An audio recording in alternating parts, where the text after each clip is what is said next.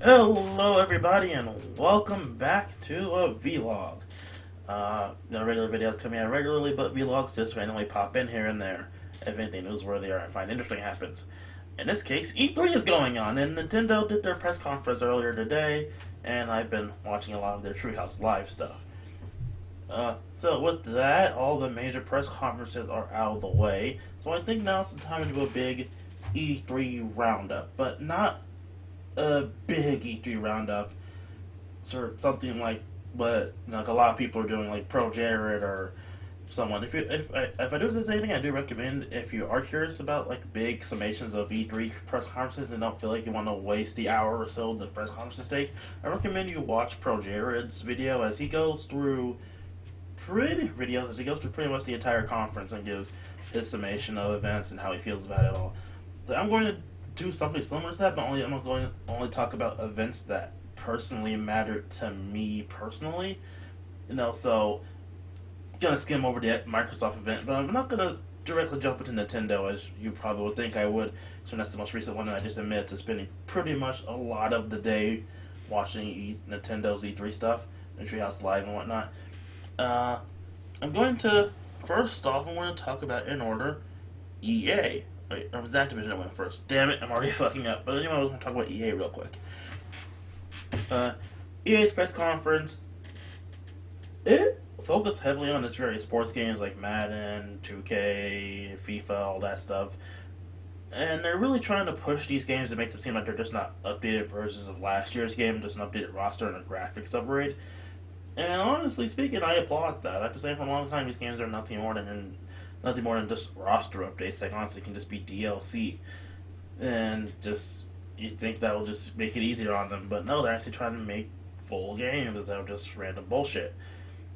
It's fine. Still not that interested in these games, but it is a fine idea to add some more story stuff and whatnot.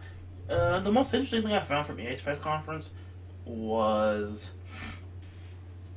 was Star Wars Battlefront 2. Now, for those of you who don't know, Battlefront 2 is a sequel to Battlefront, which is a remake, which is sort of like a reboot of the Star Wars Battlefront franchise, which was a thing a while ago, but now it's been revived because Star Wars has been revived in a big way because of new movies and whatnot. But yeah, in this case, Star Wars Battlefront 2, and the game looks good. They're promising to do some improvements, whatnot here and there. I haven't personally played Battlefront Run, I mean Battlefront 1, but I can tell you from watching a lot of gameplay, and especially, I recommend another video, go watch Angry Joe's review of Battlefront 1, because he can say this easier, better than I can. The game has a lot of problems and is incredibly short and repetitive, and it seems like they're trying to fix all that with the sequel, and one of the major things they're doing, and this is pretty much something that I think I heard them say. I haven't seen anyone confirm it 100%, but it said that most, if not all, of the DLC for Battlefront 2 will be free. Which, honestly speaking, if that's a pretty big thing, especially considering the fact that most of the money that they'll make from this game going forward, outside of purchases, are DLC packs. That's the way these games make their money, and they're going to make those all free.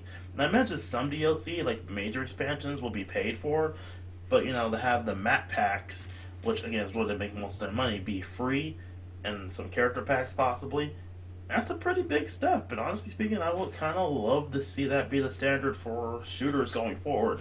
I personally still don't play shooters, but I honestly believe that charging people more than like $1 or $2 for a map pack is kind of bullshit. Like it's like basically if you're charging like this $10 to $5 to $10 for this map pack, and everyone's gonna buy it anyway, so you might as well buy it yourself. I think that is kind of messed up, and I think this making it free thing is also in order to increase the people playing the maps, because I don't think anyone's playing Battlefront 1 anymore. Don't quote me on that, but I haven't really seen people playing Battlefront 1, and I can still find people playing like last year's Call of Duty game and whatnot. Uh, that's pretty much all from EA that I find memorable or interesting. I do next one, Ubisoft. They early revealed the Mario Rabbids crossover, which was strongly rumored. Mario Rabbids Kingdom Battle, Yeah, that's the title. It's essentially what I'm going to call it from here on is Mario Rabbids XCOM because it looks very much like XCOM, and that's a really good thing. Honestly speaking, like a Mario strategy game is something that we have not had yet, so I'm like, oh, interesting. It looks exactly like XCOM. Cool. Like, again, if you're gonna steal something, steal from one of the best. And XCOM is a really good strategy game for those of you who haven't played it. I just hope it isn't as hard as XCOM because my god, that would be too insane. Other games, Ubisoft announced there was Assassin's Creed Origins, which okay, I fallen off the Assassin's Creed franchise after three. Like three was fine, but every game after that, like Black Flag looked awesome. I haven't played Black Flag at all because I fall off the series. But freaking Assassin's Creed Unity was a mess. The last game that they did was it looked okay. It wasn't as much. It wasn't as much of a mess as freaking Unity was, but it still didn't look that great. But they're trying to really fix things up with Origins, and I applaud that. Now I am kind of confused about the whole timeline of things, because it's called Assassin's Creed Origins, but it's taking place in Egypt. So is this the origins of the Assassin Order, or is it the origins of Desmond's bloodlines? Because that kind of goes back to the whole Adam and Eve, a super advanced race thing that was always in the background of events in this game until 4. So yeah, one of the best games in the series has nothing to do with the whole future Desmond storyline. Take that as you will. Yeah, and that's. Wait, did Ubisoft? No, that was. I'll talk about Sony in a second, but I was trying to remember something. But I remembered it was in Sony's press conference, and I want to talk about Bethesda real quick. The Bethesda's press conference, it made everyone mad because they really didn't show anything new. Like, it was pretty much just VRs of Fallout 4 and Skyrim. Their two biggest games. Well, yeah, their two biggest games. And then, Zelda stuff and Skyrim on Switch, which, yeah, that's fine and all, but we kind of want, like, the next Elder Scrolls game. Where Skyrim is good, it's really impressive and everything, but we kind of want to see a new game that isn't freaking Elder Scrolls Online, which I heard did a major come around, which is really good. Still not that interested in playing it, though. Other games. Another thing that they announced that has everyone in a bit of a tizzy is their creator studio thing, where they basically have paid mods. Like, I'm not even gonna sugarcoat this. It's pretty much paid mods, and no one in their right mind likes paid mods. Like, and like I can get the theory behind that. You put all this love and attention into modding this game. If it feels good to pay someone for all their hard work and effort, but at the same time, it can be really damn sketchy. Like when Steam tried to do it last year, like everyone got on their shit about it. Again, in principle, I like it. I do want to support modders who are doing good mods and doing good jobs. Like if you make this really big expansion on a game that you love, or do this really great visual upgrade to it, or just do something really fun and creative that is all your own, then yeah, I applaud you. I want to give you some money because you did something really good. But if you're just doing, just put a lightsaber in it, add force powers, that's cool too. But that's just a fan tribute thing. I could give you money for that, but honestly, I don't feel exactly right paying money for something like that. Again, it's a pretty sketchy thing. I doubt this will stick around all that long. If it does stick around that long, I'd be really surprised if it actually turns a profit. But it's not to support any games going forward. It's just to support. It's just to add further support to Skyrim, which is fine. Again, Skyrim's pretty great, but I think Progera said this is a 6-year-old game, and we're kind of waiting for the next game to come out. Like, at least hint at it, please. Next up, Microsoft. I don't want to talk about Microsoft that much. I will say Microsoft had BioWare come on stage. At least they premiered BioWare's next original IP, which I forget the name of it because I don't care that much. Because I think it's an Xbox exclusive game. I'm not exactly sure on that, but I'm generally uninterested because it's essentially like Destiny. like my friend pretty much said it was like Destiny meets Iron Man or Destiny meets something similar to that because you're these guys that live in this giant walled off city, the last vestige of humanity, against a swarm of monsters, and you have this mech suit that you go out and fly around in.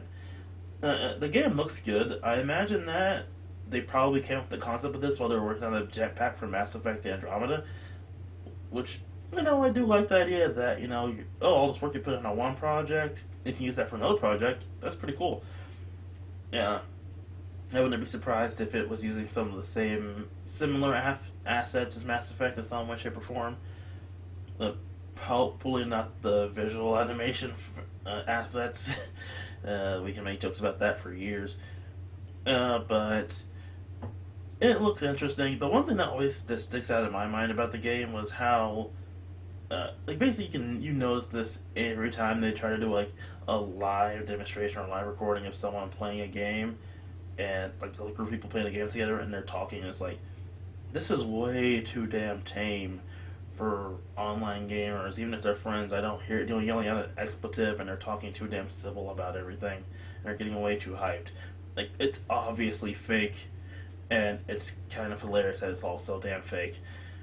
It's sort of like it's like the uncanny valley of gamers, which is kind of funny to think about. And that's pretty much all I'm going to talk about for Microsoft. I know they did announce the Xbox One X, which is a really dumb name for a console. Come on, guys. But again, I still don't care because not that many interesting games are out on the Xbox for me. If you're a fan of Xbox, good. You have your fun.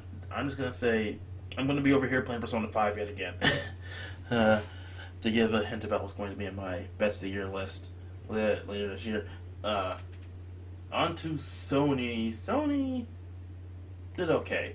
A lot of the games that they showed off were pretty much games they showed off last year, but in this case they were further along in development. We got to see more of the game. Like we got to see God of War 4, which looks pretty good. We got confirmation that it is Kratos' actual damn kid and stuff like that. Nothing too major, just games we've seen before since last year, no real big new announcements. There was Monster Hunter World, but I don't know if that was announced somewhere else first. But anyway, Monster Hunter World does look pretty damn good. It is not a Sony exclusive. It's for PS4, Xbox One, and the PC, which is going to come out later. But it does look pretty good, interesting as an open world Monster Hunter game. Which, honestly speaking, it's about damn time. Again, I'm not the biggest fan of the Monster Hunter franchise, but I do appreciate the hell of those games, especially their monster designs. And it seems like this is a franchise just waiting for like a Xenoblade Chronicles X treatment of gigantic open world kind of thing, and we finally got it. So yeah. Other big things. That what's it called? The zombie game that showed off last year. I can't remember the title of it. They got confirmation that these giant swarm of zombies is a regular thing, which is pretty cool. Honestly, that's the only thing I can think about that trailer that makes it anything outside of just another random zombie game. The zombie swarm thing is an actual game mechanic, and you can use that to take out enemies, which, again, is pretty damn cool, considering the fact that in that trailer, there are like fucking hundreds of damn zombies on screen at once, which is pretty cool. There was no Last of Us 2, surprisingly. We got Crash Insanity Trilogy, which was pretty good. I think they got a release date. Not exactly sure on that. Can't remember. We got Detroit. Those of you who don't know, there's a surname to this that makes the title a bit more understandable. But Detroit's essentially the next David Cage game, where he's trying to show off, look how fancy I can make it look, and look how choice matters, and blah blah blah blah blah. Honestly speaking, I'm just gonna wait to see if this game is actually good. If you like David Cage games, good on you, but no, Fahrenheit. I know there's another title for the game, but I can't remember. Oh, Indigo Prophecy is okay at best. Heavy Rain is an okay game. Beyond Two Souls, I don't know if that's a good one or not. I haven't heard that much about it, honestly. And this game just looks like a continuation of that. I do like the whole theme of androids rebelling and robot uprising and all that stuff. But outside of that, I'm just not that interested in this game because it's another David Cage game. And I feel that the guy kind of insults games every time he tries to make a new one because he says, "Oh, my games are much better because they have so many more visual pixels and look all fancy and all that." It's like, okay, buddy, calm your tits. Oh, one game I just thought about but didn't mention, and now it's gone. Just still leave that in there. Okay, and Spider-Man. Spider-Man was what they used as their final showstopper, and it looks really good. It's all in-game stuff, and it's Spider-Man Arkham. And again, like I said earlier with the whole Mario XCOM thing, if you're gonna copy from someone, copy from one of the best. And again, this is the second time Spider-Man tried to copy Arkham. With the first time I did it was, I think, The Amazing Spider-Man 2, the game, which honestly was not that great. But it looks like this time they're finally deciding, wait, here's how you copy Arkham properly and make a good game with it. And I'm like, yeah, you finally got it. Now make a good game. Because I've been waiting for a good Spider-Man game ever since Web of Shadows. I mean, that was a good game in my opinion, but I've been wanting another one since then. And I skipped Shadow Dimensions, honestly, because I wanted an open world Spider-Man game. This is only a mission-based Spider-Man game. And, we haven't had a good Spider-Man game since, Shadow Dimensions, which I heard was pretty good. Aside from that, there was like a bit of a preview of Miles Morales at the very end of the trailer. Well, not at the end of the trailer, so if you go watch the trailer on YouTube, you won't see it, but it's at the end of the Sony highlight reel.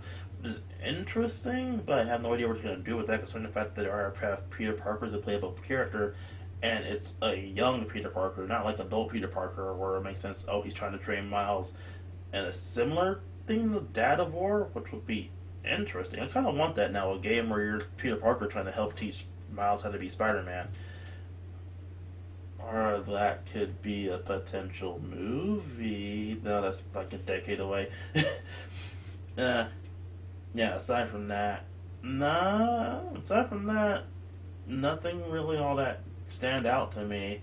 And Sony's, I mean, again, most of the stuff was just confirming, we're still doing this, and saying that the games are coming out eventually. One thing that did show off was Marvel vs. Capcom Infinite. Its story mode, they showed off a bit more of a story mode, and yeah, it's goofy as all hell, but I still love it. Like, I love seeing all this shit go down. I love that this is an actual thing. And we got a release date for that coming out around September.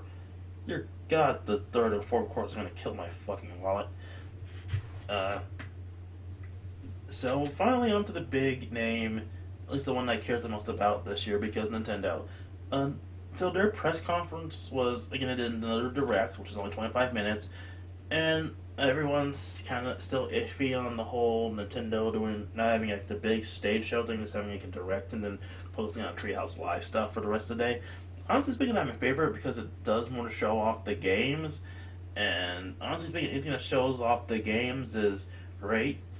But this year, Nintendo was really focused on like an esports kind of thing, as they were focused on Pokemon Tournament DX, ARMS, and Splatoon 2, as they had like little tournaments, invitational tournaments for the games, and that's pretty cool. Again, shows off the games, shows what you can do, interesting stuff, all that stuff.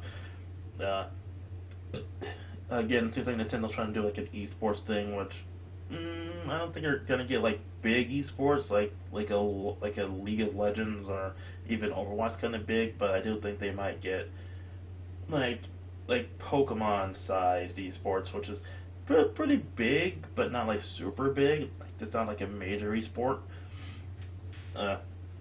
Aside from that, games, Xenoblade Chronicles 2, which is the first thing that comes to mind because I've been kind of waiting for this game to get waiting for some more news on this game since last year, man. I've been jonesing for the Xenoblade Chronicles 2 because I really want to know more about this game.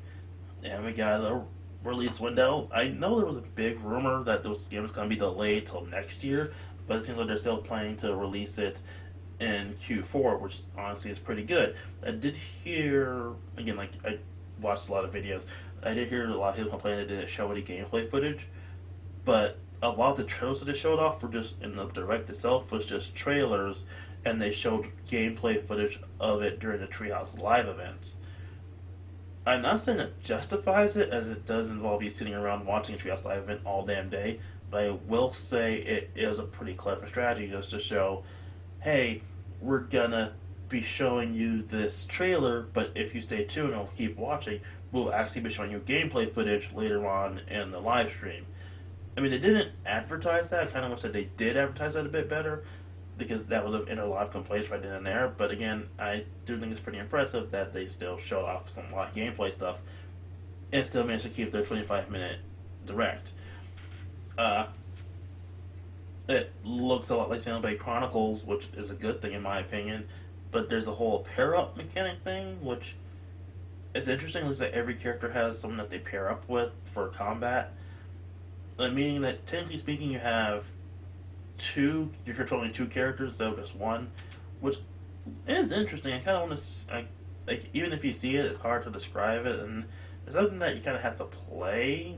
I'm still kind of wrapping my head around it, and I just want to get my hands on this game after I get my hands on the Switch, of course.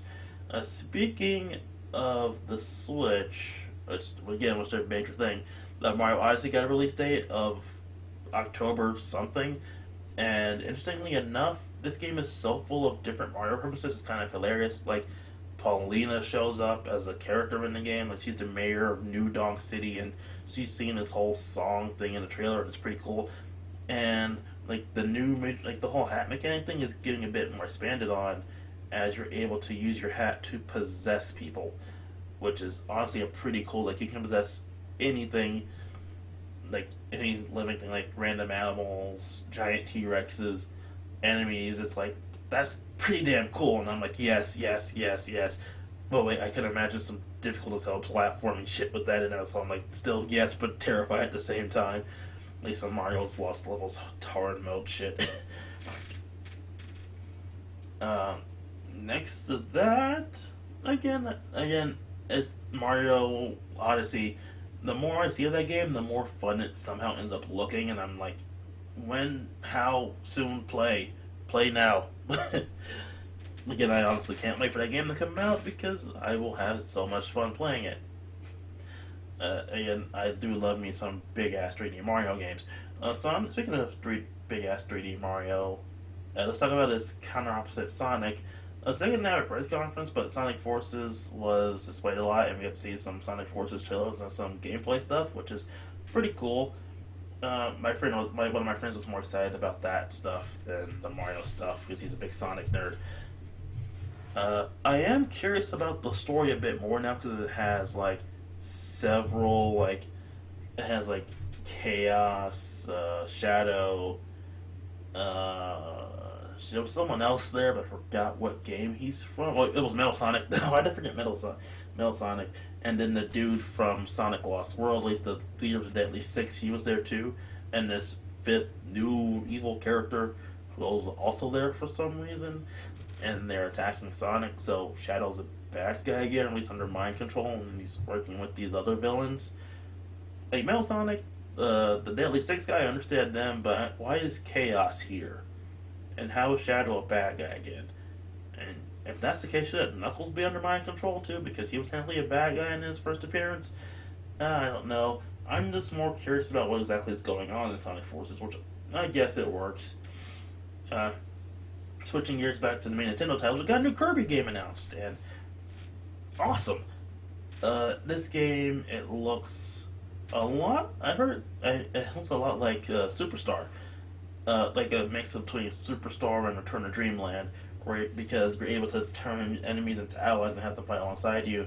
And interestingly enough, I keep saying it's like different Kirby games, but honestly speaking, like fully combination wise, it's like Kirby Superstar, Return to Dreamland, and Kirby 64, Dark Crystal, Shadow Crystal, whatever that game was, because you're able to turn enemies into allies. It looks like a Return to Dreamland style game, and you're able to combine your allies' powers with your own powers to get new techniques. Like what we saw in the trailer was like Fire Sword, like Sword Kirby and the Fire guy combined their powers to create a giant fire sword.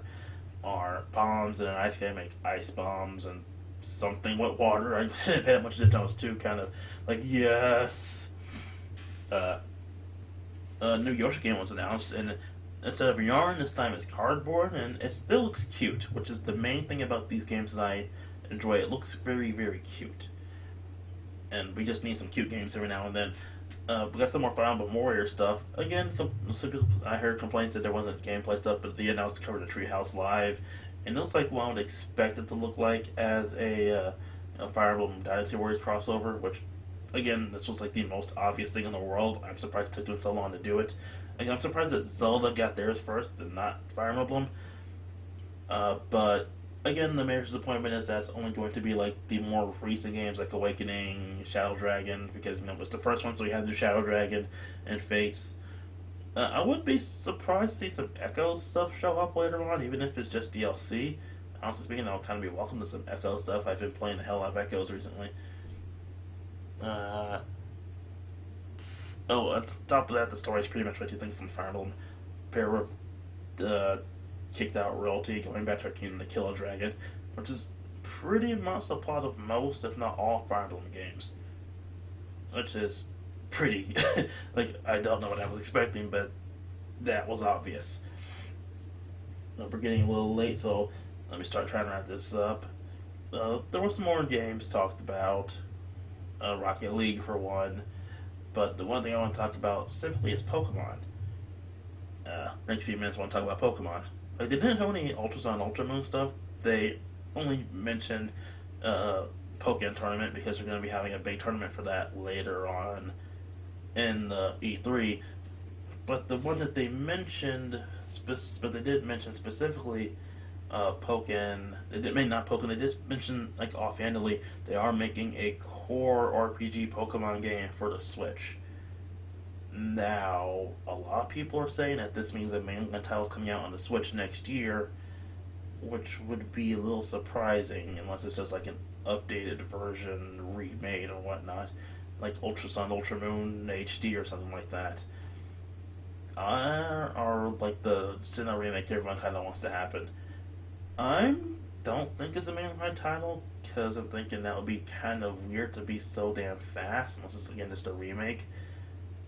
I'm more personally thinking that it's more of like a Coliseum or XT style or XT Guild Darkness style game. But each their own, and we can only speculate and wait to see what happens. And I'm honestly really, really curious to see what happens. So that's it for E3. A lot of confirming things and not so much new things else. Oh wait, they did announce a new Metroid game. Two new Metroid games, Metroid Prime 4 and Metroid Samus. Basically a Metroid 2 remake on Nintendo DS, 3DS, which is honestly pretty cool. But again, not that much totally new stuff, but just stuff that's been rumored, so confirming things here and there. They did mention in the direct itself that they were focusing more on telling people what games are coming out this year instead of focusing on next year. I honestly think it's pretty admirable because they're in fact you kind of want to have more games on the Switch when holiday season rolls around. Overall, E3 this year, pretty good. I can't put a hand on who won. Again, I'm more preferable towards Nintendo because all their games look more fun. Like pretty much, that was like a 70 or 30%. Oh, this looks fun. This looks fun. Rocket League, this looks fun. And aside from Sony's 50-50 or Microsoft's 20. So if I have to give it to anyone, I'd give it to Nintendo, but they had a longer presence because, their things, the whole all-day things, like have had an unfair advantage. And they were more focused on getting it towards the people at home and not, the major audiences there. So, honestly, I'm going to say Nintendo did a good job. Sony did a decent job. Microsoft, I don't care. EA, you did pretty good. Ubisoft, work on your shit. And yeah, that's all for the E3 2017. Pretty decent year for games. Looks like the year's not over yet. I mean, we had a bunch of really good games come out at the beginning of this year. Looks like we're going to end the year off with a bunch more really good games, which is honestly pretty great. Unless you're broke. In which case your wallet's going to start crying now. Well, till next time, everybody.